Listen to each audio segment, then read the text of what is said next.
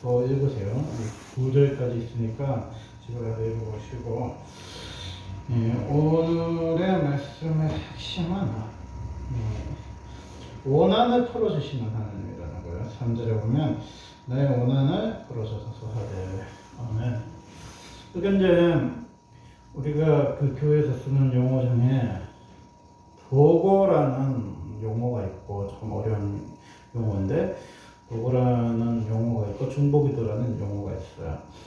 근데 도고는 이제 간청에 관한 간청, 하나님 앞에 간구하는 기도를 도고라 그러고, 중보기도는 엄밀히 말하면 하나님과 사람 사이에 중보자가 있는 거죠. 그 중보자가 우리의 기도를 하나님과 그 사람 사이에 연결해주는 중매자, 그런 역할이 이제 중보지요. 그래서 중보자는 누구예요? 그래서 성령님과 예수님이 중보자지요. 그래서 어떤 사람들은 중보기도라는 말을 쓰면 안 된다, 이렇게 말하는 분들도 있어요. 근데 우리의 기도에 중보적인 역할이 있느냐? 있다는 거예요. 왜 중보적인 역할이 있냐면 우리가 하는 기도의 대상이 누구냐는 거예요. 하나님을 두려워하지 않고 사람을 무시한 채 천장에게 우리가 기도하는 게 아니라는 거예요. 우리가 항상 기도하고 낙심하지 말아야 예수님 비유로 말씀하셨죠. 그러면 기도의 대상이 누구예요? 하나님이란 말이에요. 하나님이 대상인 거예요. 그게 예수 안 믿는 사람들도 기도해요. 정화수도 놓고 기도하는 것도 정화수 기도하는 거고, 바위 앞에 기도하는 것도 기도하는 거고, 하늘의 별과 바다를 바라보고 기도하는 사람도 기도하는 거예요. 근데 우리의 기도가 다른 점이 뭐냐? 우리의 기도는 살아계신 하나님께 한다는 거예요. 그래서 그 기도가 뭐냐? 하나님께서 우리의 원한을 풀어주시는 기도를 하는 거예요. 그러니까 우리의 기도의 대상이 뭐예요? 하나님이라는 거예요. 근데 하나님이 우리의 원한을 왜 풀어줘요? 우리가 계속 기도를 해서 5절 말씀처럼 번거롭게 했어? 아니요. 불연제품강이 이제 말하면 반나서 부르짖고 원한을 풀어주지 아니하느냐, 우리 참냐 얘기할 때 왜 그 사람이 반나서 부르짖고 간구할 때 들어줬어요? 번거로워서 그렇지. 번거로워서. 그 사람은 하나님도 두려워하지 않고 사람도 무시해요. 근데 5절 말씀처럼 번거롭게 하니까 귀찮아서 들어주는 거죠. 그럼 하나님은 우리가 기도할 때 번거롭게 해서 귀찮게 해서 우리 기도를 들어주신 대상이 아니라는 거예요. 하나님과 우리 사이에는 뭐가 있기 때문에 우리의 원한을 풀어줄 수 있냐? 하나님은 우리에게 첫 번째로 천국의 열쇠를 주셨다는 거예요. 마태복음 16장 19절을 보면 내가 천국 열쇠를 내게 주리니 내가 땅에서 무엇이든지 매면 하늘에서도 매일 것이요 내가 땅에서 무엇이든지 풀면 하늘에서도 풀리리라 하시고. 아멘. 이렇게 원한을 풀어준다 그랬잖아요. 이렇게 원한은 누가 풀어줘요? 하늘에서 풀어주잖아요. 근데 그 열쇠는 누가 줬어요? 예수님 줬죠. 그 열쇠는 뭐예요? 약속이잖아요. 말씀의 약속, 언약이잖아요. 그 말씀의 약속을 붙들고 우리가 하면 뭐예요? 무엇든지 매면 뭐예요? 매이고, 무엇이든지 땅에서 풀면 뭐예요? 풀린다는 거예요. 그렇게 이 땅의 문제를 해결할 수 있는 유일한 그 자가 누구예요? 의인이죠, 의인. 이게 이 땅에 항모할 때 하나님의 사람들이 기도하면 뭐예요? 이 땅의 항모를 고쳐주신다고 했잖아요. 그러게 이 땅이 메뚜기로 인해서, 또 이 땅이 우박으로 인해서, 이 땅이 전염병으로 인해서 고통당하고 있잖아요. 그때 누가 기도해요? 하나님의 사람들이 기도하면, 하나님의 성경을 바라보고, 하나님 바라보고 기도하면 하나님 누가 회복해줘요?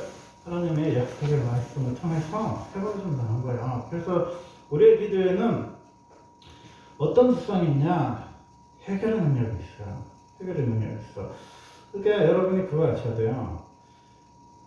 해결할 수 없는 거 기도하라는 거야. 여러분이 할 수 있는 거 기도하지 말고, 여러분이 누구하고 어쩌고 저쩌고 얘기를 해요. 근데 아무리 생각을 해봐도 해결이 안 돼. 에서가 400명의 군대를 이끌고 쳐들어와요. 근데 야곱이 염소하고 암소하고 보내봤어요. 근데 통하지가 않아. 형이 그렇게 뇌물을 좋아하는 형인데 팥죽으로 형의 마음을 샀던 그 형이 아닌 거야. 형이 더 악해진 거예요. 그래갖고 이제 자기를 그냥 만나러 올 것 같으면 수행자 몇 명을 데리고 와야 되는데 400명을 데리고 온다는 소리는 뭐야? 싸우자는 소리잖아. 누구 하나 죽자는 소리잖아요. 그렇게 야곱이 생각해 본 거지. 이거는 어떻게 해결을 해야 돼요? 형한테 돈을 주거나 뇌물을 줘서 해결이 되는 문제가 아니고 어떻게 해요? 이거는 종들하고 상의를 할 것도 아니고 마누라하고 상의해서 해결될 문제가 아니고 약동강에 가서 하나님과 독대해야 해결되는 거야. 근데 우리는 꽤 많고 아집과 고집이 강한 야곱만 또 못한 사람들이 천재예요. 이 야곱이라는 사람이 어떤 사람이야? 우리가 아다시피 아집과 고집이 강한 사람이죠. 꽤가 많아. 잔머리의 대가가 야곱이야. 근데 야곱에게 있어서의 가장 큰 장점은 뭐야? 잔머리가 안 통할 때는 하나님 앞에 엎드려지는 그런 믿음의 계단이 있었단 말이야. 근데 우리는 잔머리만 걸릴 줄 알지 하나님과 독대하려고 하는 영상이 없어요. 그게 야곱만 또 못하는 수준이에요. 우리죠. 야곱은 뭐야? 판단하는 거죠. 아, 이거는 내 힘으로 해결할 수 있는 상황이 아니구나. 에서가 400명의 군대를 이끌고 오는 문제는 싸워서 해결이 되는 문제가 아니에요. 싸우면 에서네도 죽겠지만 자기네도 죽을 거 아니야? 그러니까 이건 그래서 해결이 되는 문제가 아니고 이건 누가 해결해야 돼요? 하나님이 해결해야죠. 그래서 뭐야? 밤마다 기도해요. 근데 야곱이 한참 기도를 하다 보니까 뭘 깨달았냐? 에서가 400명의 군대를 쳐들어오고 옵니다. 이게 맞잖아요? 기도의 핵심을 보면 그것 때문에 기도하는 거잖아요. 근데 야곱이 그런 소리를 안 해요.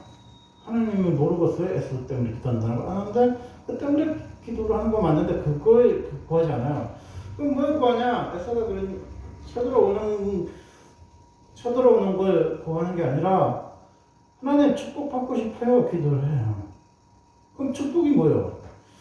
내 때를 이루어서 부자가 되고 거부가 되고 마누라가 4명이고 자식이 12명이고 기나까지 지금 13명인데 더 이상의 축복이 어디 있어요? 나중에 세금 땅을 타잖아요. 거부가 됐는데 뭔 축복을 더 받아요? 야곱이 축복은 뭔 축복이었냐? 하나님의 임재와 하나님의 보호하심과 하나님의 함께하심이 축복이라는 거야. 그걸 에스더 사건을 통해서 야곱이 깨달은 거야. 여러분, 기도를 할 때 있잖아요. 문제가 뭔지를 발견하는 게 은혜예요. 봐봐요. 하나님 만나잖아요. 근데 솔로몬이 하나님께 구해요. 지혜롭게 성사하고 백성의 마음을 헤아릴 수 있는 지혜 달라고요.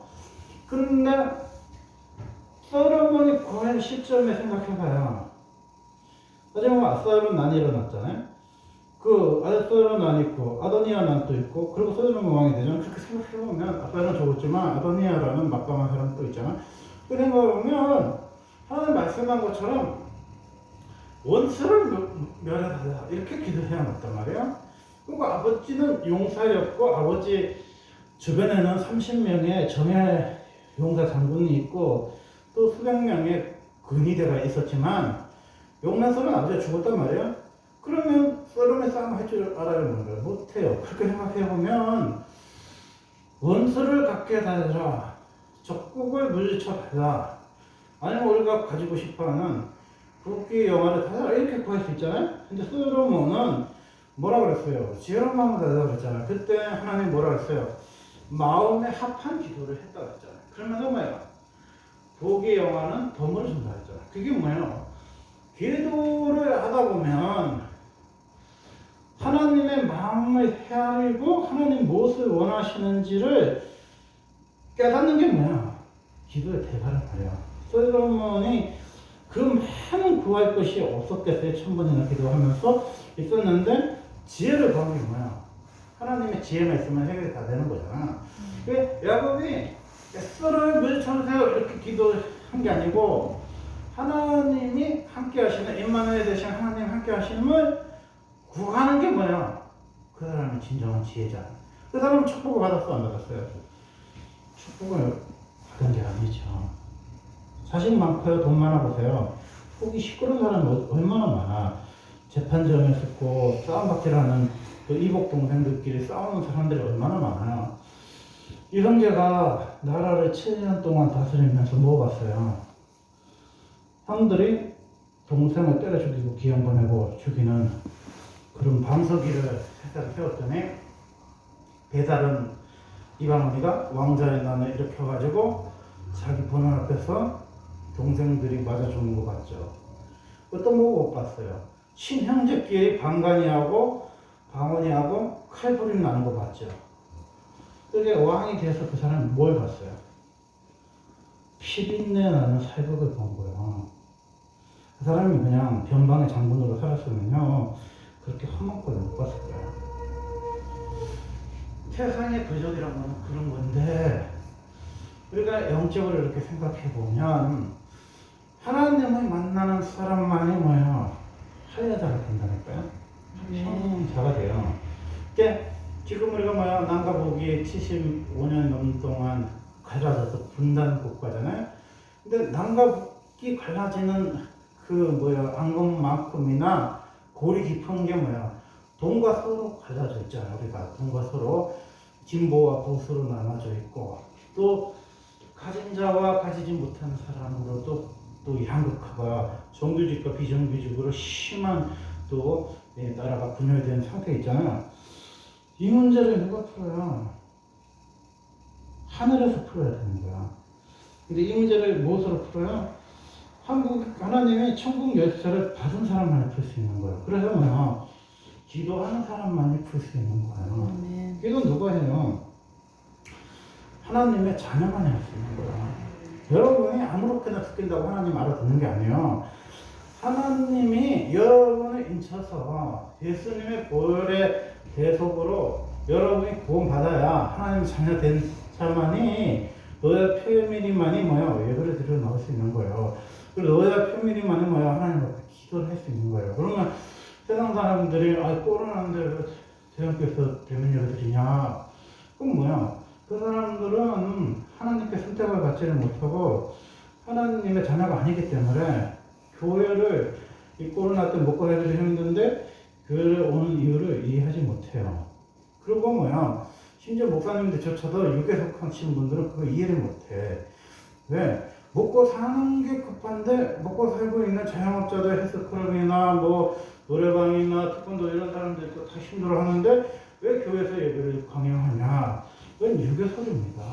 이렇게 이야기 들어보면 영의 소리를 하시는 분들이 있고 육의 소리를 하시는 분들이 있더라고. 그게 뭐예요? 육에 속한 사람인 거예요. 이 영안이 열려야 예배가 왜 귀한지를 이해를 하는 거고 기도가 중요한 건지 깨닫는 거지. 그걸 못 깨닫는 사람들이 얼마나 많아. 그러니까 한단 소리가 교회가 미안하네 어쩌니 그런 소리 하죠. 교회가요 예배 드려서 미안한 게 아니에요. 교회가 뭐예요?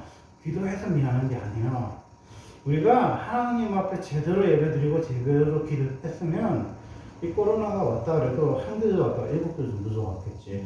근데 1년이라는 긴 세월을 지냈던 이유는 우리의 믿음이 하나님을 독대하는 믿음이 아니기 때문에 우리가 힘들어하는 거야. 우리는 예배가요 하나님 앞에서 하나님과 대면하는 예배를 한 번도 드려본 적이 없어요. 그거는 사람들이 나와서 드리는 예배가 대면 예배가 아니에요. 뭐 영상을 찍은 예배가 비대면이 아니에요. 하나님을 인격적으로 만난 적이 없어. 우리가 드리는 예배는 뭐냐?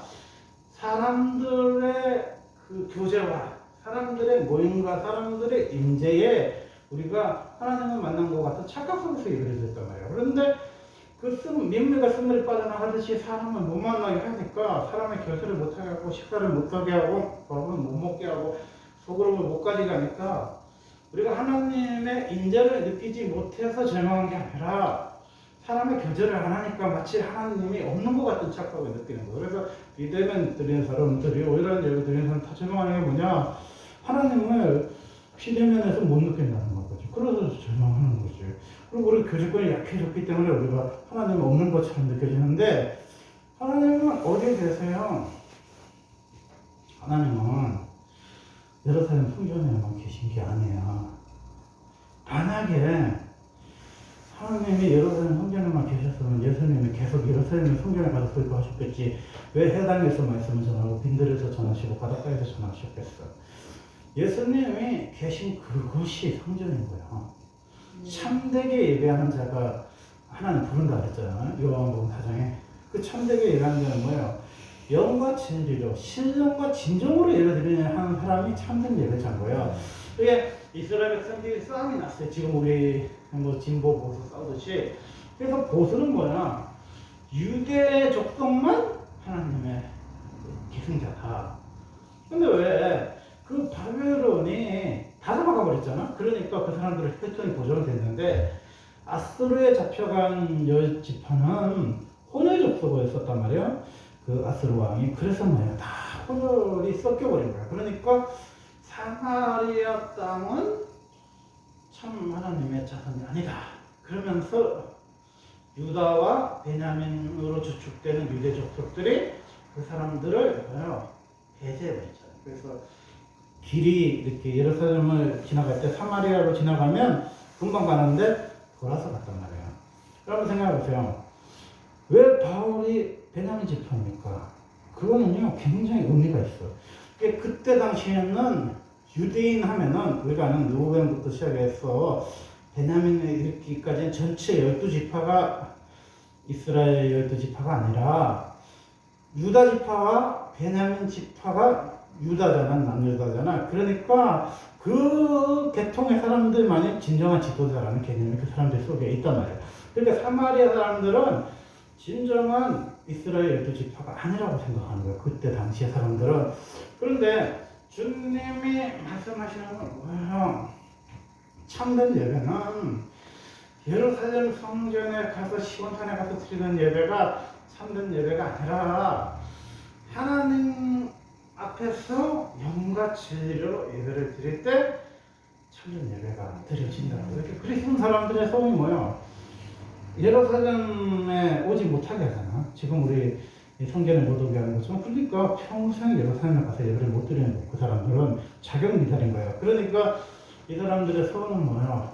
이 산에서 예배 드리면 하나님이 예배를 받으십니까? 이렇게 물어보는 거지. 주님 말씀하신 것은 상서적인 개념보다도 시간적인 개념, 우리 마음속의 개념이 굉장히 중요한 거예요. 우리가 왜 예전에 목사님이 개척했을 때 교회 목표와 가정 목표를 병행하셨겠어요? 여러분 제자가 누구예요? 제자는요 12지파만 있는 게 아니에요. 12제자만 있는 게 아니라 12지파란 말이에요. 그러니까 야곱의 아들들 12명이 뭐예요? 다 지파란 말이에요. 그래서 24장이잖아요. 그렇게 생각하면 여러분이 제자를 누구를 삼아야 돼요? 가정에서 제자를 삼아야 되는 거예요. 야곱처럼. 그러면 가정교회가 뭐예요? 다 뭐예요? 제자야. 그게 야곱이 성공하는 그죠. 근데 에서는 뭐예요? 아버지가 이삭이야. 그렇게 신앙의 대가 이삭이에요. 할아버지가 아브라함이야. 엄마 그렇게 신앙 좋은 리브가야. 그런데도 뭐야? 에서는 뭐야? 하나님 없었잖아요. 그래서 에돔 족속은 멸망당하는 거죠. 마찬가지로 이렇게 우리가 아브라함의 후손이라고 해도 이스마엘 같이 하갈을 선택하면 어떻게 해요? 하나님께 버림받는 거예요. 그럼 하갈이나 이스마엘은 왜 버림받았어요?